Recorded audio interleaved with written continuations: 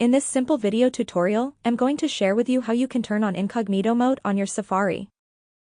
Incognito mode, known as in private browsing on Safari, prevents the browser from saving your browsing history, search history, and cookies, making it ideal for shared devices or sensitive activities like banking. To do this, simply head to your Safari. Select on this icon next to the bookmarks right here. You will then tap on this arrow right here. Select on this option of private. A private browsing mode will get enabled successfully. To start browsing, just tap on this plus icon to start browsing privately.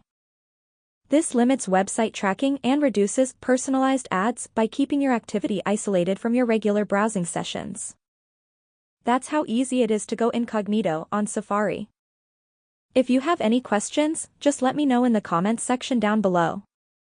Please don't forget to leave a like, share and subscribe for more video tutorials like this one.